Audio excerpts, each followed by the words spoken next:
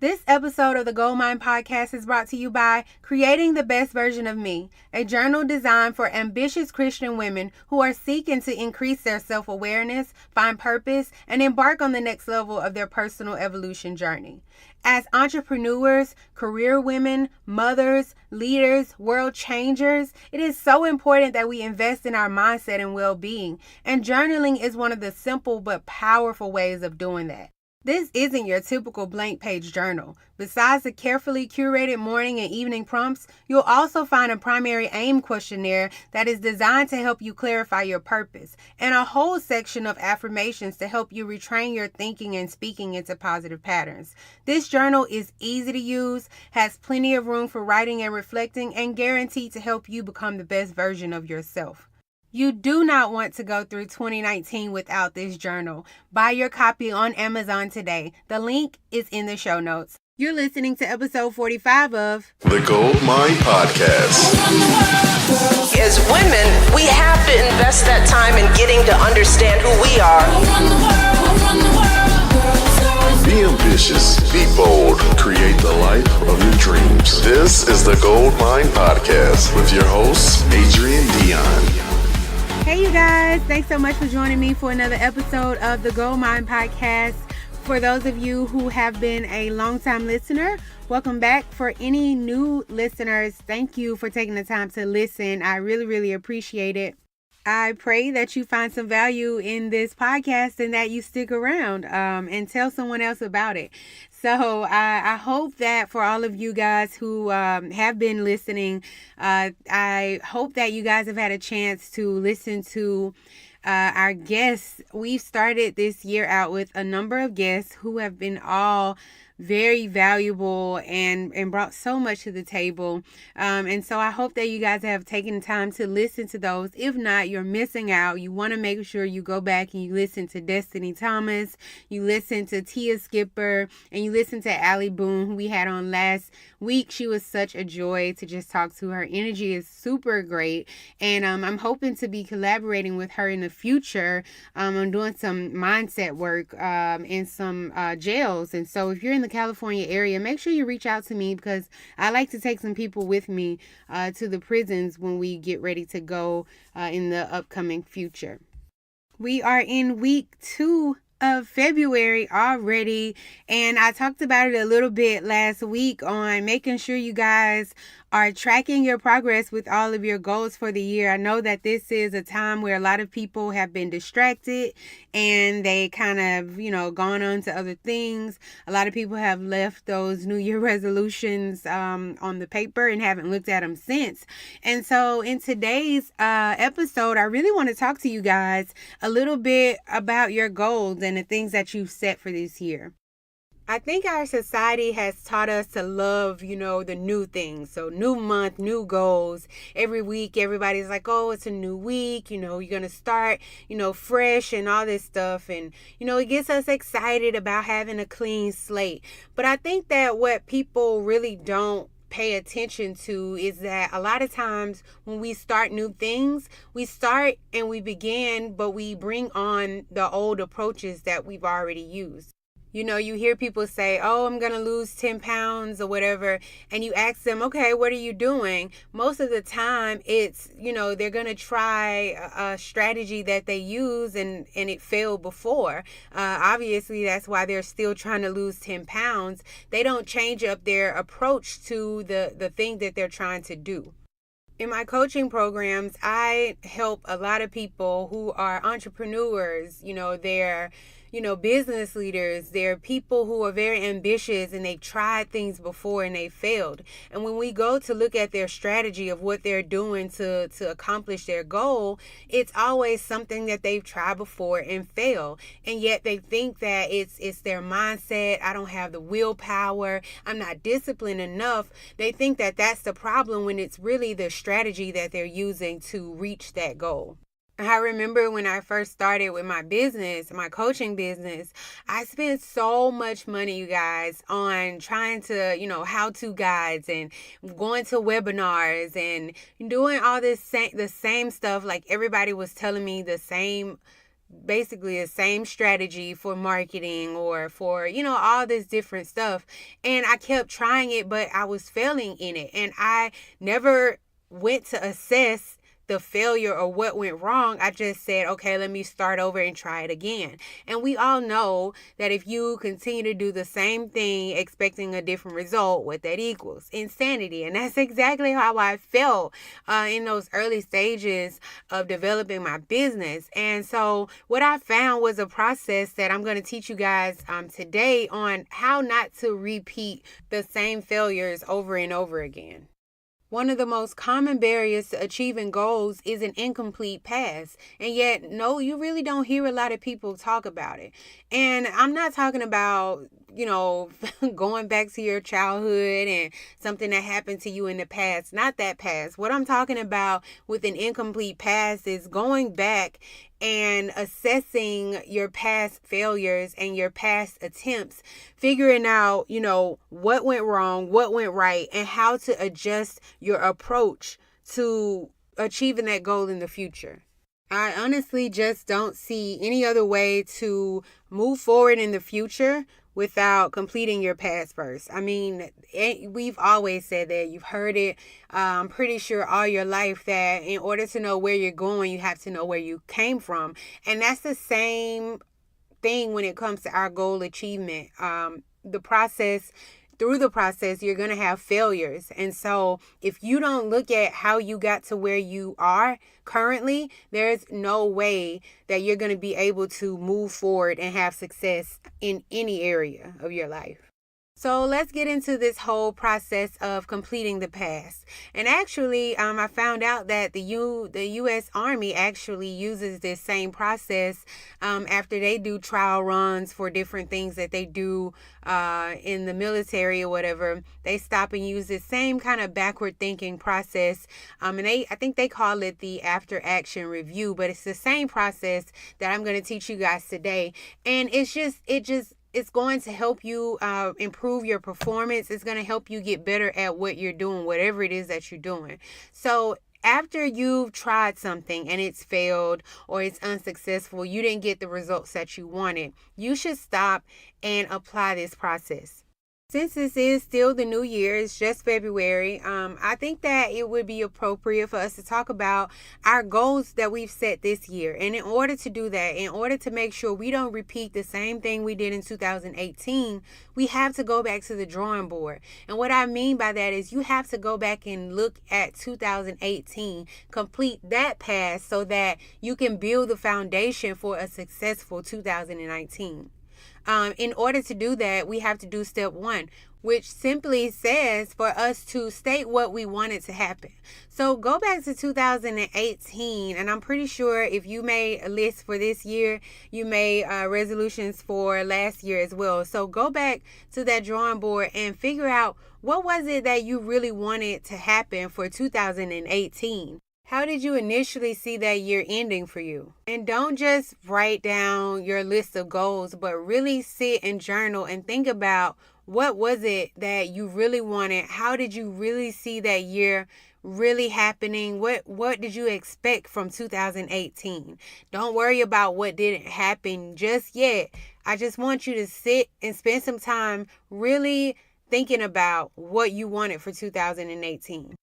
Now, I also do this monthly. I also make sure I do this quarterly. So even after you've done this, because I've already done this, as I move through this year, at the end of every month, I'm sitting down and I'm looking at what was I expecting this month? Where should I have been in this month? And I use this same process to make sure I stay on track and to make sure that I'm going to achieve my goals in the end, because I'm using this process and it's helping me to get better at what I'm doing. It's helping me to learn new opportunities and all of that. So if you're doing this monthly and quarterly, you will use this same process. After completing step 1, we're going to move right along to step 2, which is kind of like the nitty gritty. Is kind of like the part that a lot of people don't like, and that's actually acknowledging what actually happened. In this step, we're going to take an honest review of what things went right and where things went wrong. Now, it's important to note that I'm going to tell you, when we're reviewing our past and we're looking at the things that we failed at or we didn't complete, emotions are going to come up. You're going to feel regret. You're going to feel disappointed in yourself. You're going to feel all this resistance. Now, what most people do is they try to quickly distance themselves from these emotions when they come up. But that's a huge mistake. Leveraging our regrets reveal opportunities that will otherwise be missed if we dismiss them. So what you want to do in this part is look at what things went right. Look at what things went wrong. You want to say to yourself, what disappointments or regrets did I experience in this past year? Regret can help us reflect on the missteps and help us to avoid them in the future. It can give us motivation to change. When you see what went wrong, you'll be pumped to correct it. And regret can also signal us for when we're getting off of track. So when we have those emotions, don't just try to dismiss them. Listen to what they're telling you. We often feel regret the strongest when the opportunity for improvement is at its greatest. So listen to what your emotions are telling you. Don't try to dismiss them because you're doing yourself a disservice. Also, whenever you're looking back at the past of what happened, you'll probably be able to find some recurring themes. Make a note of these because these will tell you a lot about things that you need to change in actions and behaviors and beliefs. So make sure you make notes of those recurring themes. And just to give you a little example, for me, when I was trying to lose my weight and all that stuff, I was finding that normally I would mess up on the days that I was at home and I wasn't working, because I would meal prep for work. But when I was at home, it was just kind of out. I knew what I was supposed to eat, but I'm at home, so I meal prep. But that was one of the things that I kept seeing, that I continued to mess up and get off of my meal plan whenever I was at home. So in order to change and accomplish the goal in the future, I saw that recurring theme and I started to meal prep even when I was at home. So no matter whether I went to work or I was at home, I had meal prep. It was easy for me to just pick up and eat, and whenever I was hungry, and it didn't make me just be like, well, I don't feel like cooking right now, but I'm hungry, and it didn't make me get off of my meal plan. Another great question to ask yourself in this step is, what do you feel like you should have been acknowledged or commended for but weren't? I think that as ambitious individuals, you're putting in a lot of work for things that you don't always get acknowledged for. And depending on where you are at the time, like where your mindset is, sometimes we process not being acknowledged as failure. And it's important to distinguish the two differently, because all of our limiting beliefs come from our past failures. And so if you're looking at something as a failure that is just really something that you weren't acknowledged for, you can create mental barriers for yourself, or, put things in certain categories as failures when they're really not failures. So it's important to ask yourself that question so you see really what failures you really had and differentiate them from just not being acknowledged or commended for certain things. There is a difference. Now, unless we learn from our experiences, there is no real way of growing. And so that's what we do in step 3. Once you've looked at what went wrong, what went right, what were my failures, you done all of that, you move into the fun part. And that is looking to see, what can we learn from our experiences? What were the major life lessons you learned in 2018? What was missing from your success? And what you want to do is just take those lessons and turn them into like real short one sentence quotes so that you can keep them in view while you're on your journey to success for this year. So for example, one of my biggest lessons learned is I can do anything I want, but I just can't do everything I want at the same time. Like, that was one of the big things that caused a lot of my failures, is that I just had my hand in too many pots. I was excited about all the ideas that I had, and I knew that I could do them, but I had to focus on one thing at a time. If you were in my last webinar training that I taught about 5 strategies every entrepreneur should use to achieve their goals, that was one of the things that I talked about. And that's because I learned it in 2018. Now I only focus on 2 to 3 goals per quarter. And by doing that, I can focus all of my energy on getting it done. I'm way more efficient. I can do it faster than trying to do it over a 12-month period than just trying to have, do all 10 goals throughout the year. And so I really advise that to anyone.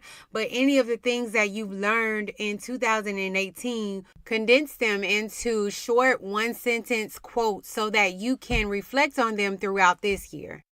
And then last but definitely not least, this is the most important part. You're going to adjust your behavior based on what you've learned. What beliefs or behaviors do you need to change in order to achieve your goals and to close that gap between what you wanted to happen and what actually happened? The gap is only going to widen and worsen unless you pivot your behavior. It's not enough for you to just acknowledge that there's a gap or to learn from your experience if you're not going to change your beliefs and how you act on your beliefs.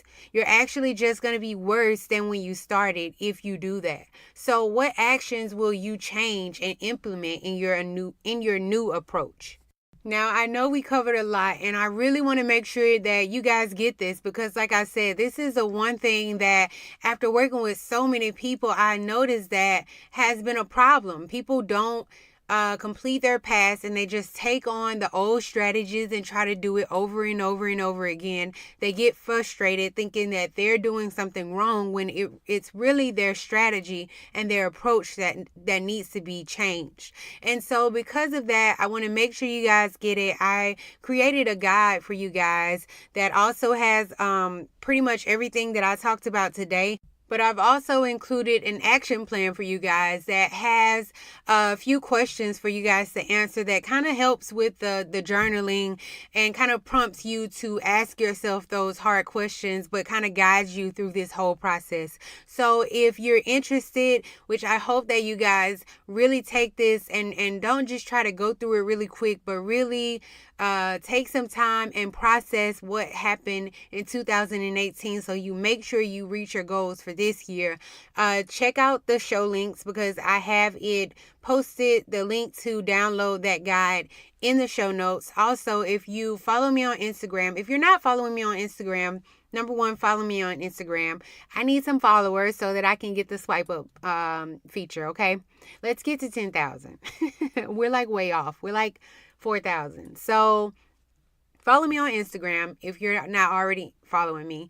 But also, if you're on there, you could just click the link in my bio and download it there. There'll be a button for you to download it there. So make sure you guys use this guide, and I want to know what you think about it. Tell me if it was hard getting through the guide, because I want to make sure that when I create these things that it's working for you guys, and that if you understand it, if you don't understand it, make sure you reach out, DM me, email me, however, just reach out so that I can help you as much as I can.